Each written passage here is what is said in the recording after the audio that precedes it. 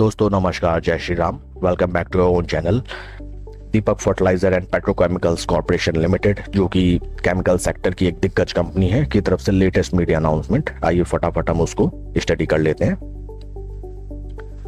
दोस्तों ये नोटिफिकेशन कल शाम आई 10 सितंबर 2025 डेट, एंड ये है नोटिफिकेशन। आइए उसको हम फटाफट देखते हैं, इसके की पॉइंट्स।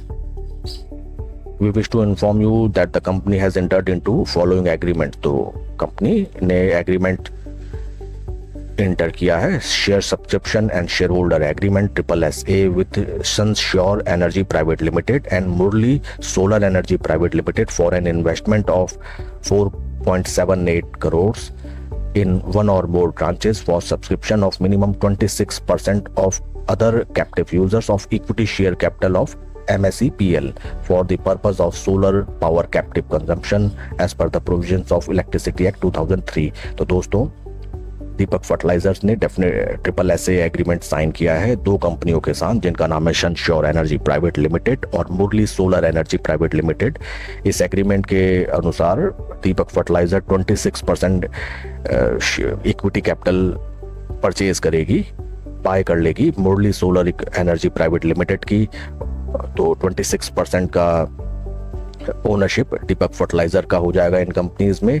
और इस एग्रीमेंट से क्या क्या बेनिफिट्स होंगे, तो इसका मेन पर्पस है purpose of solar captive consumption and other related activities. तो एनर्जी मोस्टली दोस्तों जो एनर्जी कंजम्पशन होती है उसका कॉस्ट कंपनी का काफ़ी कम हो जाएगा सोलर एनर्जी के इस्तेमाल से। और 26 ओनरशिप जब दीपक फर्टिलाइजर की हो जाएगी इस कंपनी में। आइए कुछ और मेन पॉइंट्स अगर हम देख लेते हैं। 26% शेयर कैपिटल में ओनरशिप, डिफरेंट ट्रांचेस में लॉट्स में पैसा लगाया जाएगा कंपनी में। एंड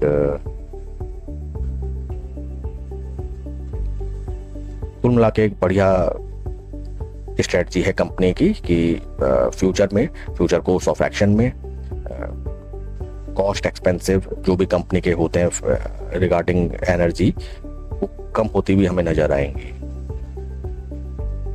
कंपनी के फंडामेंटल्स हम देखें, कंपनी का मार्केट कैप 17,989 करोड़, ट्रेड कर रही है 18.33 के पी में। Industry P is around 47। P valuation wise बहुत ही चीपर वैल्यूएशन में अवेलेबल है।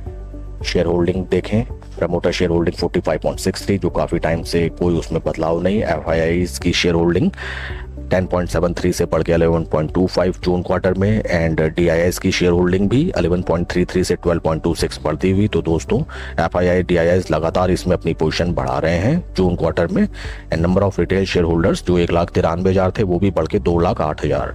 तो ये राउंड एंड राउंड इसमें पार्टिसिपेशन बढ़ रहा है FII DIIs का। बढ़िया बात। ये price performance last one year में 33% पॉजिटिव रिटर्न्स, 6 मंथ्स में अराउंड 30%, 3 महीने में -8.71 और 1 मंथ में 3.20 रिटर्न।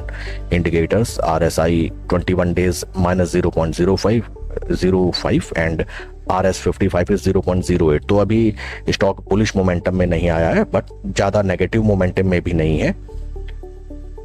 अगर आइए हम चार्ट पैटर्न भी हाथों हाथ देख लेते हैं, then we will wind it up. ये है चार्ट पैटर्न दोस्तों। स्टॉक बुलिश मोमेंटम में देखिए 200 डे मूविंग एवरेज, और ये फ्लैग एंड पोल का pattern, flag pole.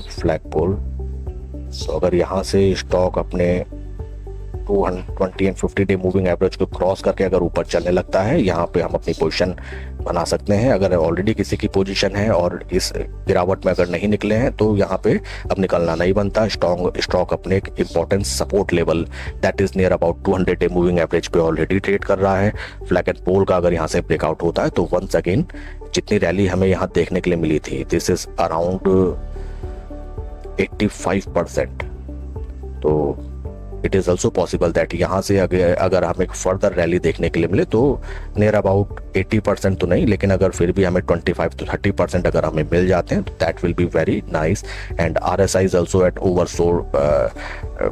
RSI is also showing divergence. तो ये देखिए, ये भी डाइवर्जेंस मीन्स भले ही स्टॉक प्राइस धीरे धीरे स्लो एंड ग्रेजुअली नीचे की तरफ आ रहा है, बट आरएसआई और फर्दर देखे दोस्तों नीचे नहीं जा रहा। आरएसआई अपोजिट में धीरे धीरे ग्रेजुअली ऊपर की तरफ जा रहा है। तो this is called RSI divergence. तो हमें ध्यान देना होगा कि अगर ये 200 डे मूविंग एवरेज के यहाँ सपोर्ट लिखे कि अगर पुलिस माराबूजू कैंडल बनाता है ग्रीन, तो यहाँ हम अपनी नई पोजीशन भी बना सकते हैं। पोजीशन साइजिंग का ध्यान रखें, पूरा पैसा एक बार में ना निकालें।